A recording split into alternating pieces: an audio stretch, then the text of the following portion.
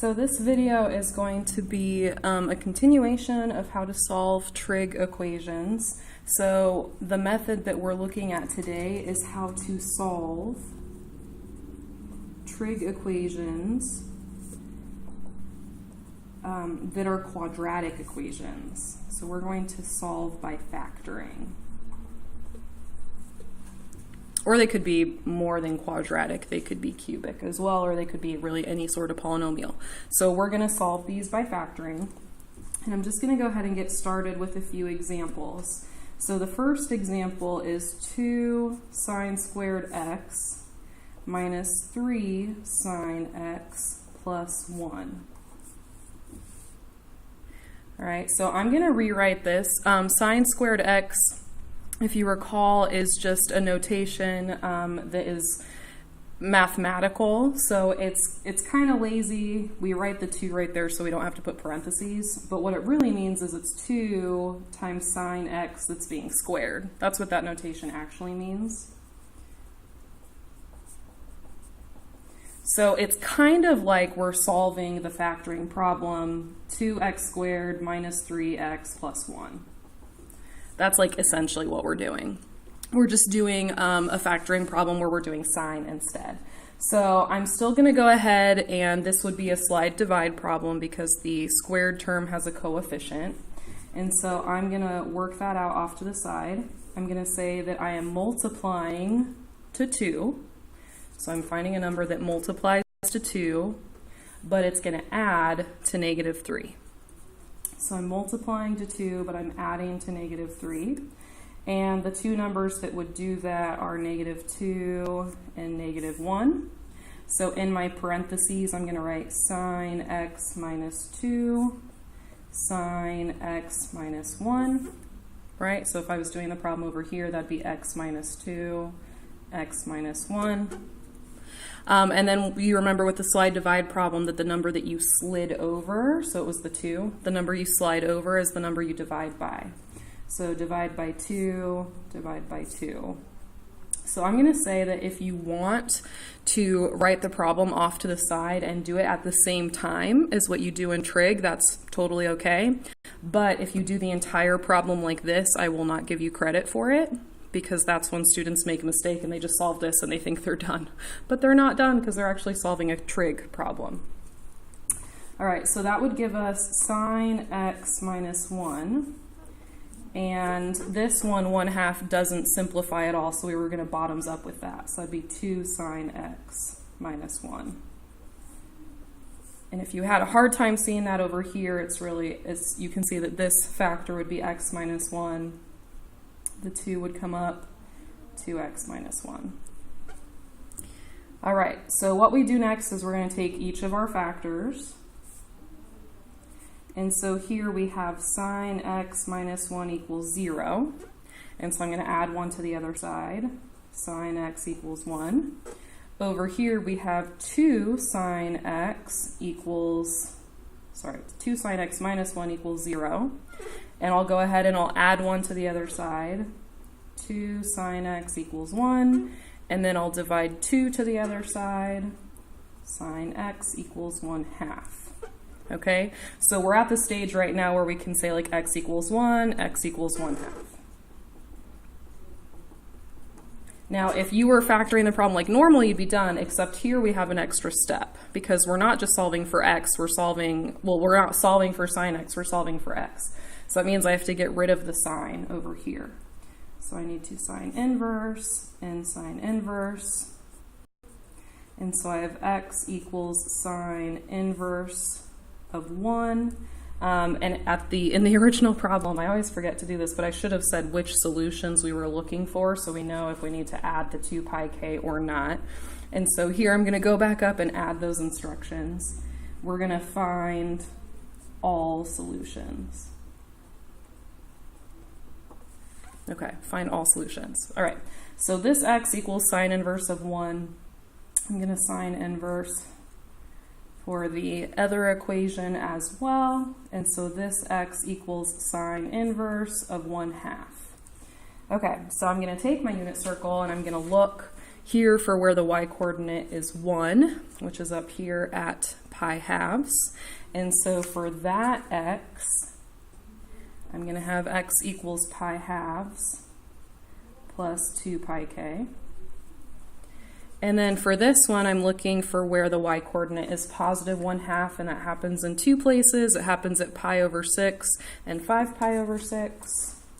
So I'm going to have x equals pi over 6 and x equals 5 pi over 6. And then for all solutions, both of those should have plus 2 pi k.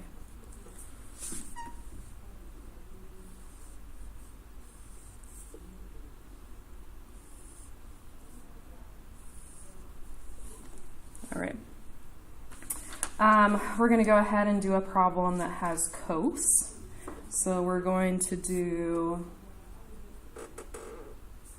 6 cos squared x plus cos x minus 1. And for this one, I'll remember this time. Sorry, that's going to equal 0. Goodness gracious. Equals 0. And then I'm going to remember this time, we're going to find solutions on 0 to pi. So the only solutions we want are the ones that are on that interval. So I will include 2 pi, I will not include 0 if that happens to be an answer. Okay, so first thing I'm going to go ahead and rewrite this so that it doesn't feel as confusing. So I'm going to say that this is 6 of cos x being squared plus cos x minus 1 equals 0. And off to the side, if I want to write that without the coses, just to make my life feel a little bit less confusing for this problem, I can do that. Okay, so I am multiplying to -6, but adding to 1. I'm multiplying to -6, but adding to 1. So the two numbers that multiply to -6 but add to 1 would be positive 3 and -2. And so as I factor this, that's going to give me cos x plus 3, cos x minus 2,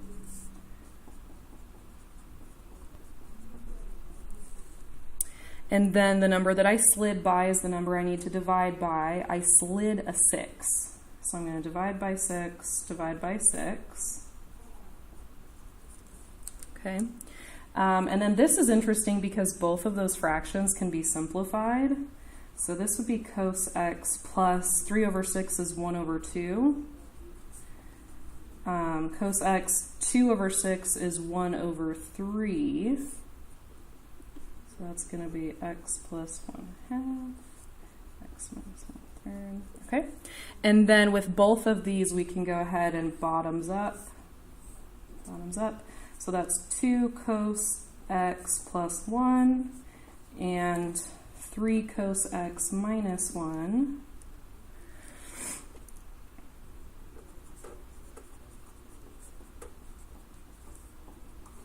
Okay, so this would be 2x plus 1, 3x minus 1. And so if I go ahead and solve each of these, then that would give me cos x equals -1 divided by 2. And here this would give me cos x equals +1 divided by 3. Okay, so if we were just factoring like normal, we would have solved for those, we would be done. Over here, we still need to get that x all by itself. So I'm going to go ahead and do cos inverse and cos inverse. And so x equals cos inverse of -1/2, x equals cos inverse of +1/3.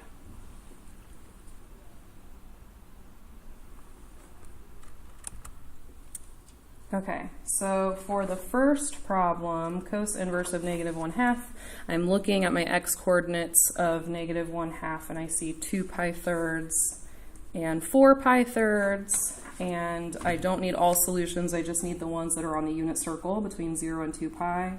So x equals 2 pi thirds, x equals 4 pi thirds. Those are the only answers we're going to get from that one.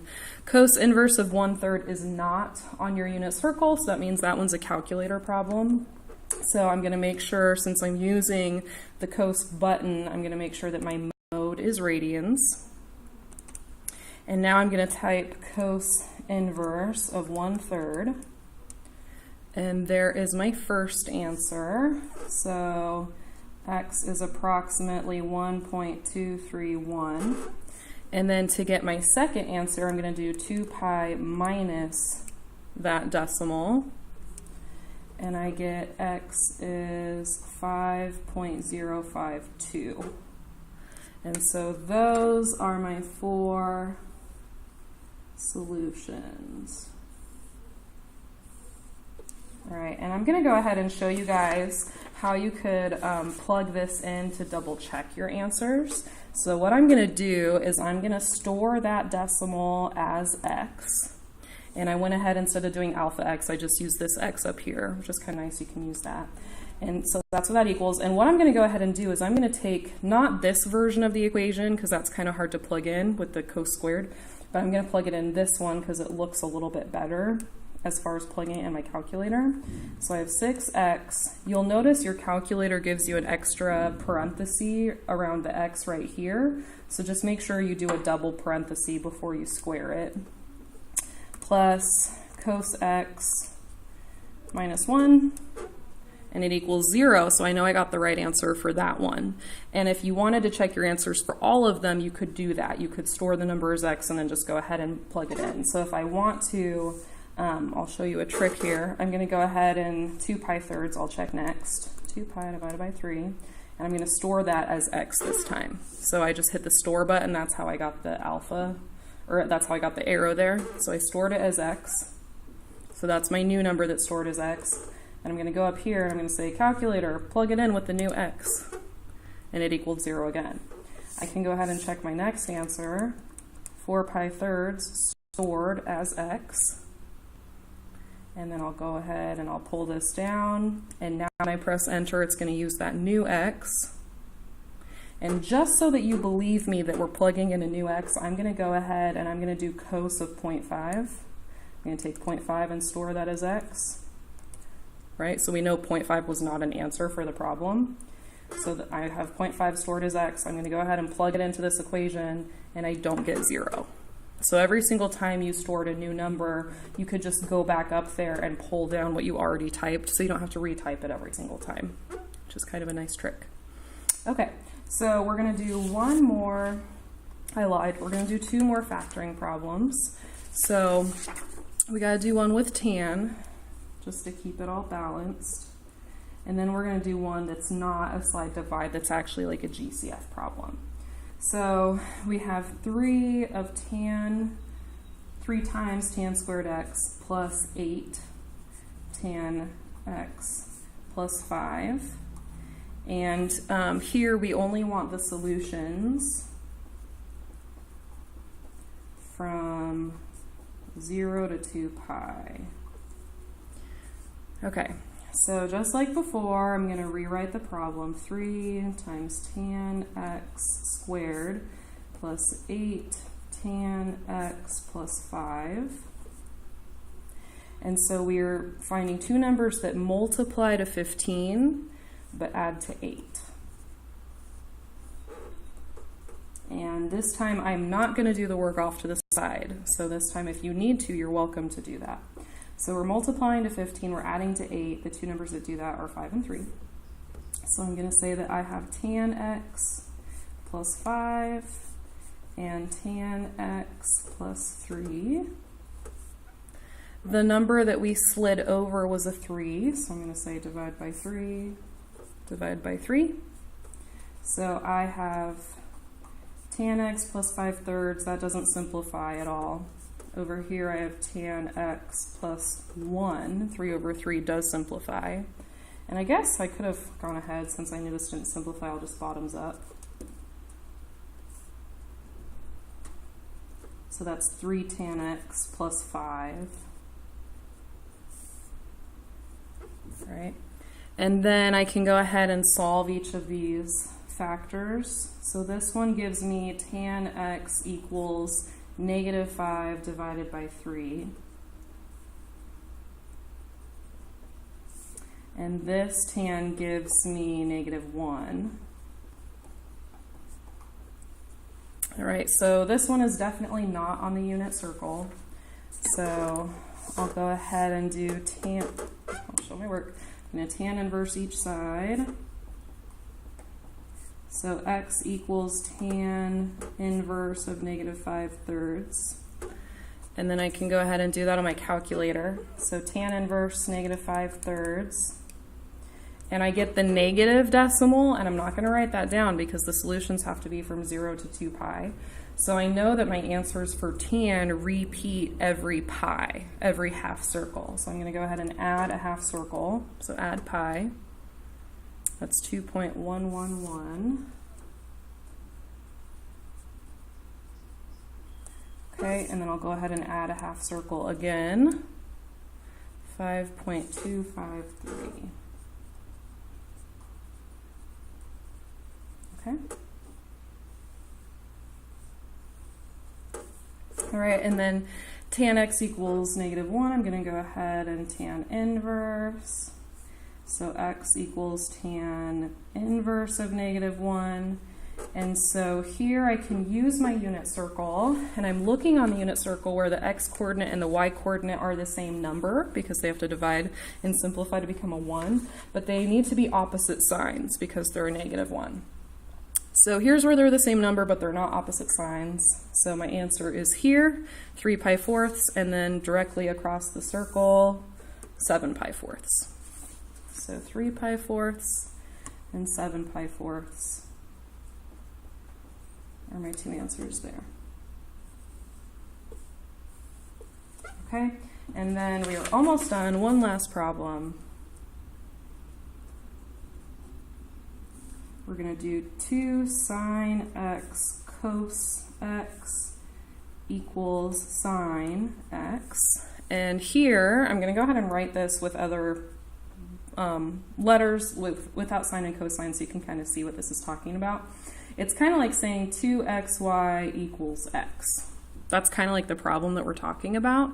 And so if you were to solve this problem, you would need to set it equal to 0 and factor. And so I'm going to go ahead and minus the sine x to the other side. 2 sine x cos x minus sine x equals 0. And if you look, you can see that we have a common term. We have a sine x over here with the first term. We have a sine x right here with the second term. So that means that sine x is actually a GCF. So I'm going to put sine x in the front. That leaves me with 2 cos x minus, and since I took the sine and put it in the front, I have to leave a 1 in its place. So that's it for the factoring. That one factored rather quickly since it was only a GCF. So here I have sine x equals 0. Here I have cos x equals +1 divided by 2. And then I'll go ahead and do my inverses. And cos inverse.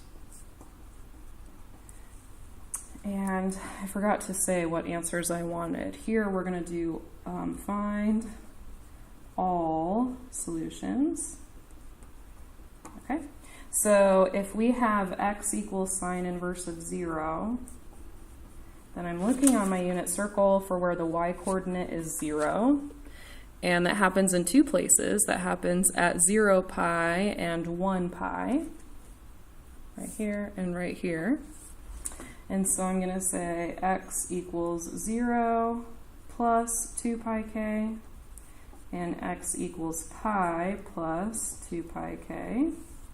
And then over here I have x equals cos inverse of +1/2. And so on the unit circle, I have +1/2 at pi/3, and I have +1/2 at 5 pi/3. So I'm going to say x equals pi/3, x equals 5 pi/3, both of those plus 2 pi k.